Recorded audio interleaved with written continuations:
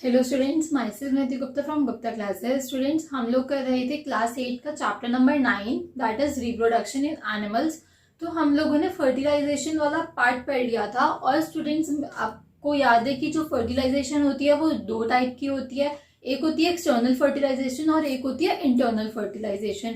Internal fertilisation के क्या क्या एग्जांपल्स हैं? सबसे बड़ा एग्जांपल हम ही लोग हैं। और एक्सटर्नल फर्टिलाइजेशन मैंने आप लोगों को बताया था, the biggest and main example is frog. तो फ्रॉग में मैंने आपको कुछ इंटरनल फर्टिलाइजेशन के बारे में बताया था। और स्टूडेंट्स, मैंने जैसे आप लोगों को ये भी बताया था कि उसमें जो फीमेल होती है वो 100 ऑफ एग जो होती है वो प्रोड्यूस करती है और वाटर में छोड़ती है इन अ रेनी सीजन। और जो फ्रॉग होता है वो मेल फ्रॉग जो होता है वो स्पर्म रिलीज करता है। तो उसमें से सारे फ्यूज नहीं होते। उसके रीजन क्या होते हैं? क्योंकि कभी कभी तो स्पर्म ही वाटर के साथ फ्लो होके कहीं और चला जाता है, वाटर या विंड की वजह से, या फिर वो प्रोटेक्शन लेयर टूट के एग्स इधर उधर हो जाते हैं क्योंकि वो बहुत डेलिकेट होते हैं। ठीक है, तो ये उसका मेन रीजन है। मतलब अगर आप लोगों से क्वेश्चन पूछा जाए तो वैसे मैंने आपको पिछली वीडियो में भी बताया था बट ज्यादा क्लियरली नहीं बताया था। तो मेरे को याद आया कि मैं ज्यादा क्लियरली नहीं बता पाई हूँ, तो मैंने आपको इस वाली वीडियो में क्लियर किया है। नाउ स्टूडेंट्स, अब हम देखते हैं कि फर्टिलाइजेशन के बाद जो एम्ब्रियो का डेवलपमेंट होता है, वैसे हम उसे एम्ब्रियोनिक डेवलपमेंट कहते हैं। तो अब हमारा टॉपिक है डेवलपमेंट ऑफ एम्ब्रियो। तो अब हमें डेवलपमेंट ऑफ एम्ब्रियो के बारे में पढ़ना है। तो डेवलपमेंट ऑफ एम्ब्रियो क्या होता है स्टूडेंट्स? की देखो, जैसे जाइगोट बना, फर्टिलाइजेशन के बाद क्या बनता है? जब मेल स्पर्म और फीमेल एग फ्यूज होते हैं, लाइक उनका फ्यूजन होता है, तो फर्टिलाइजेशन होती है, जाइगोट फॉर्मेशन होता है, फिर उसके बाद एम्ब्रियोनिक डेवलपमेंट होती है। तो कैसे होती है वो? कि देखो, हम क्या बोलते हैं कि जो हमारी बॉडी है वो मिलियंस ऑफ सेल्स से बनी है। तो वो जो जाइगोट है वो अभी एक सेल है। एक सेल डिवाइड होता जाएगा होता जाएगा होता जाएगा, 1 का 2, 2 का 4, 8, 16, 32, 64, ऐसे ऐसे जाइगोट डिवाइड होता है। इन स्टेजेस के कुछ एक स्पेसिफिक नेम्स भी होते हैं बट वो हायर क्लासेस में है। अभी आप यही समझो कि जो जाइगोट है वो डिवाइड होता रहता है और उससे एक गुच्छा बन जाता है, लाइक एक बॉल बन जाती है सेल्स की, जिसको हम एम्ब्रियोनिक डेवलपमेंट बोलते हैं। ठीक है, और जो जाइगोट होता है वो फ्यूज कहाँ पे होता है? ओविडक्ट में वो फ्यूज होता है। ओविडक्ट मतलब फेलोपियन ट्यूब, क्योंकि जो ओवरी निकली होती है वो किससे निकली, जो एग निकला होता है वो किससे निकला होता है? ओवरी से निकला होता है। ओवरी से निकल के वो पहले इधर आके फेलोपियन ट्यूब में जाएगा, वहीं पे वो स्पर्म के साथ फ्यूज होगा, क्योंकि जो मेन जगह होती है फ्यूजन ऑफ गैमीट्स की वो होती है ओविडक्ट और फेलोपियन ट्यूब। फिर उसके बाद जो जाइगोट फॉर्म होता है, जब उसका बॉल बन रहा होता है, जब वो सेल का गुच्छा बन रहा होता है, तो वो खिसकते खिसकते नीचे नीचे आके यूट्रस में जाके इम्प्लांट होता है और फिर उसके बाद वो बॉडी का शेप लेना शुरू करता है। इसको हम एम्ब्रियोनिक डेवलपमेंट बोलते हैं। बॉडी का डेवलपमेंट वो पहले मिलियंस ऑफ सेल्स में कन्वर्ट होगा। पहले वो सेल का गुच्छा है, लाइक 64, फिर 128 सेल्स होंगे, ऐसे ऐसे करके डबल होते रहेंगे। फिर एक टाइम पे मिलियंस में कहानी पहुंच जाएगी सेल्स की। फिर उसके बाद टिश्यू बनना शुरू होगा, ऑर्गन सिस्टम आएगा। ऑर्गन सिस्टम में मतलब हैंड्स, लेग्स, नोज, हेयर, ये सब कुछ डेवलप होना शुरू हो जाएगा और इसको बोलते हैं एम्ब्रियोनिक डेवलपमेंट। ये एम्ब्रियोनिक डेवलपमेंट स्टूडेंट्स 9 मंथ्स का प्रोसेस होता है, लाइक प्रेगनेंसी का 9 मंथ्स का प्रोसेस होता है। उसके बाद बेबी का बर्थ होता है। कभी कभी समटाइम्स 7 और 8 मंथ्स में भी हो जाता है, समटाइम्स 9 से थोड़ा 2-3 दिन ज्यादा या 4-5 दिन ज्यादा हो जाता है, रेयर केसेस में, बट अप्रोक्सीमेटली हम लोग 9 मंथ्स ही लगाते हैं और 9 मंथ्स ही बोला जाता है। तो अब हम जरा एनसीईआरटी की लैंग्वेज पढ़ लेते हैं कि एनसीईआरटी में क्या लिखा गया है। अभी ये सब कुछ जो मैंने बताया आपको वो मेरी लैंग्वेज में था। So fertilization results in the formation of zygote. जब फर्टिलाइजेशन होती है तो जाइगोट फॉर्मेशन होता है, which begins to develop into an embryo. मतलब कि उसके बाद वो एक एम्ब्रियो में डेवलप होना शुरू हो जाता है, एम्ब्रियो में डेवलप होना शुरू हो जाता है। Now the zygote divide repeatedly, zygote repeatedly divide करता रहता है, मतलब कि एक सेल से दो सेल, दो से चार, चार से आठ, ऐसे करके वो डिवाइड करता रहता है to give rise to a ball of cells. कैसी दिखती है वो? समथिंग लाइक दिस, ऐसे ऐसे ऐसे ऐसे ऐसे ऐसे सेल्स ही सेल्स होते हैं इस बॉल ऑफ सेल्स में। तो ये जाइगोट जो होता है वो ऐसे डिवाइड होना स्टार्ट हो जाता है। ये मत बनाओ, सिर्फ यही अंदर। नाउ ये ऐसा डायग्राम एक आपकी एनसीईआरटी की बुक में भी दे रखा है, प्लीज गो थ्रू इट, ठीक है, एक बारी। Now the cells then begin to form groups and developed into different tissues and organs of the body. मतलब कि ये जो सेल्स हैं वो ग्रुप फॉर्म कर लेते हैं कि लाइक हैंड्स का शेप ले लेंगे, पहले टिश्यू डेवलपमेंट होगा, फिर उसके बाद ऑर्गन्स डेवलपमेंट होगा, डिफरेंट डिफरेंट टिश्यूज और ऑर्गन्स जो है वो डेवलप होने शुरू हो जाते हैं।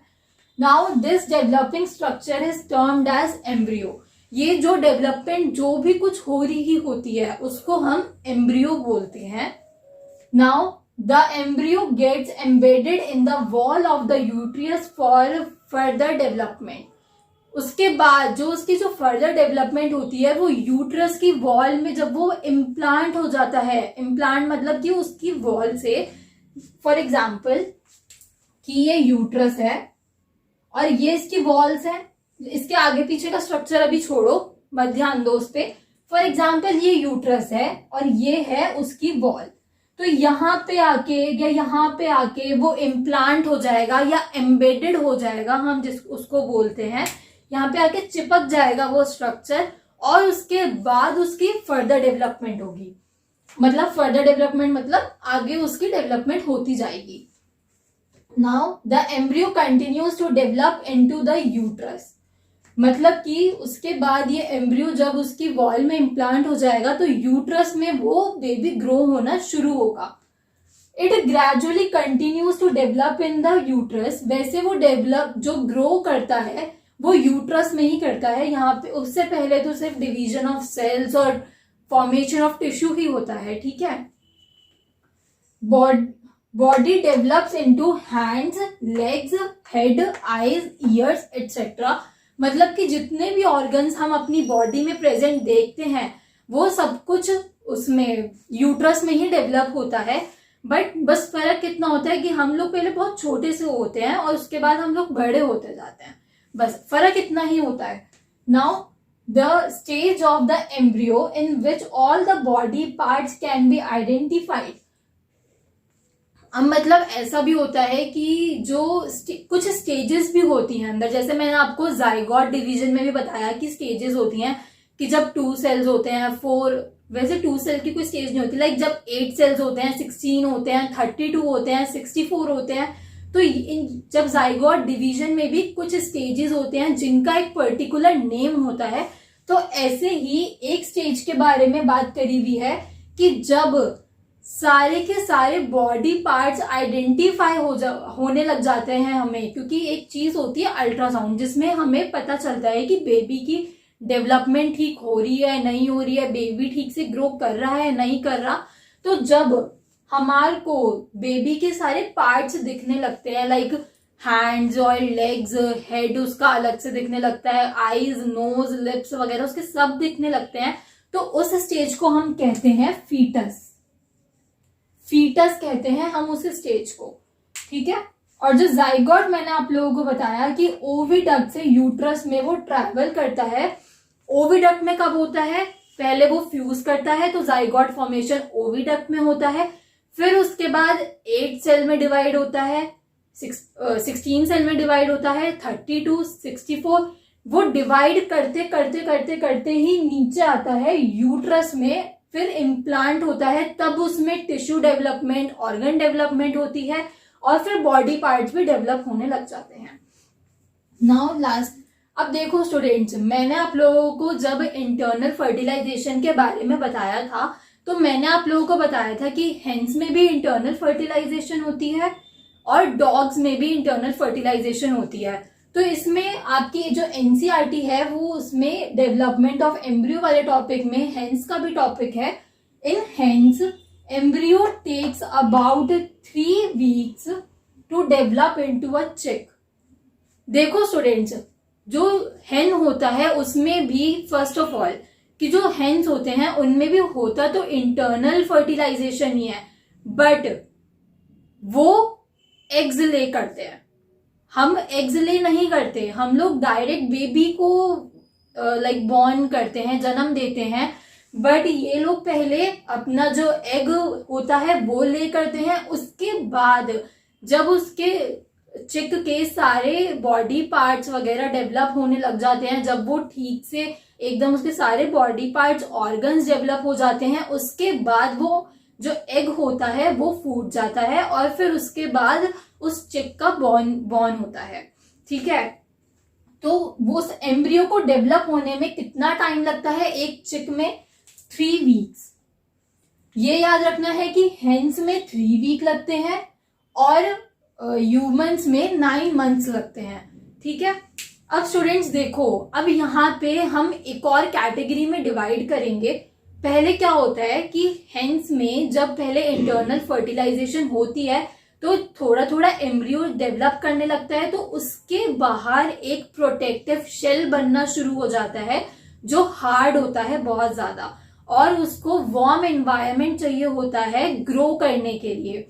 तो आप लोगों ने काफी जगहों पे देखा होगा कि जब भी हेंस अपने एग्स ले करते हैं तो वो लोग उसके ऊपर बैठ जाते हैं ताकि उनको वार्म, मतलब ताकि वो उनको गर्माई दे सके थोड़ा। ठीक है, ताकि उनकी जो डेवलपमेंट हो वो अच्छे से हो। उसकी जो होल डेवलपमेंट होती है वो एग के अंदर ही होती है जब वो उसे ले कर देते हैं। और 3 वीक्स बाद जब चिक पूरा का पूरा डेवलप हो जाता है, चिक बॉडी जब डेवलप हो जाती है, तो फिर वो जो एग होता है वो टूटना शुरू हो जाता है और फिर टूट के उसमें से चिक निकलता है। तो इसमें से आपको क्या पता चला स्टूडेंट्स की इंटरनल फर्टिलाइजेशन भी 2 तरीके से हो सकती है, मतलब कि बच्चों का जन्म भी 2 तरीके से हो सकता है। एक तो एग ले करके भी हो सकता है और एक बिना एग ले करे भी हो सकता है। अब हम इस इंटरनल फर्टिलाइजेशन को भी 2 टाइप में बांटते हैं। एक होता है ओविपेरस और एक होता है विविपेरस, जिसको हम नेक्स्ट वीडियो में पढ़ेंगे। आई होप स्टूडेंट्स आपको इस वीडियो में जो भी मैंने पढ़ाया वो सब कुछ समझ में आया होगा, और कुछ चीजें जो मैंने बार बार रिपीट करी हैं अपनी वीडियो के दौरान वो आप लोगों को याद रखनी है। और वो क्या है कि जाइगोट फॉर्मेशन ओविडक्ट में होता है, उसके बाद वो डिवाइड अपने जो सेल्स डिवाइड करते करते करते करते वो यूट्रस में आता है, उसके बाद टिश्यू और ऑर्गन्स वगैरह सब कुछ डेवलप होना शुरू होता है। तो आई होप आपको समझ में आया होगा, और अगर कोई भी डाउट है तो आप कमेंट सेक्शन में मेरे को बोल सकते हो। अब ओविपेरस और विविपेरस के बारे में हम नेक्स्ट वीडियो में पढ़ेंगे। Thank you for watching students.